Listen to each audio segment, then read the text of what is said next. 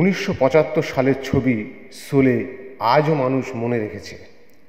এই ছবি ভারতীয় চলচ্চিত্রের ইতিহাসে একটি নজির সৃষ্টিকারী ছবি। ঠাকুর গব্বর সিংকে অ্যারেস্ট করে, তারপর গব্বর সিংকে জেলে পাঠায়। গব্বর জেল থেকে পালিয়ে যায়, তারপর ঠাকুরের ফ্যামিলিকে গব্বর সিং হত্যা করে। ঠাকুর গব্বর সিংকে ধরতে যায়, তখন গব্বর সিংয়ের দলবল ঠাকুরকে ধরে ফেলে এবং ঠাকুরের দুটো হাত কেটে দেয়। তারপর থেকে ঠাকুর নানানভাবে চেষ্টা করে গব্বর সিংকে হত্যা করার। জয়ের মৃত্যুর পর সেই দিনটা ঠাকুরের সামনে উপস্থিত হয়। বীরু গব্বর সিংকে মেরে ফেলার চেষ্টা করে, তখন ঠাকুর বীরুকে বলে, ওকে ছেড়ে দাও, ওকে আমি মারব। ঠাকুর গব্বর সিংকে পা দিয়ে মারতে থাকে।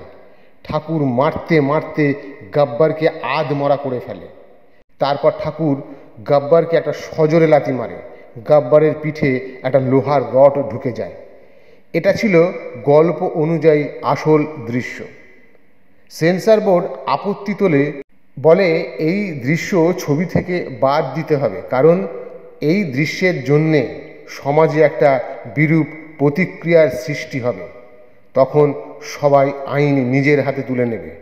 তখন পুলিশ এবং প্রশাসনের কোনো ভূমিকাই থাকবে না। সঙ্গে সঙ্গে পরিচালক আবার রামগড়ে গিয়ে রিশুট করে। এখানে গব্বর সিংয়ের মৃত্যু দেখানো হয় না, পুলিশ গব্বর সিংকে অ্যারেস্ট করে নিয়ে যায়। আপনারা কমেন্ট করে জানান কোন দৃশ্যটা আপনাদের বেশি পছন্দের, গব্বরের হত্যা না গব্বরের অ্যারেস্ট। আজ এইটুকু, ধন্যবাদ।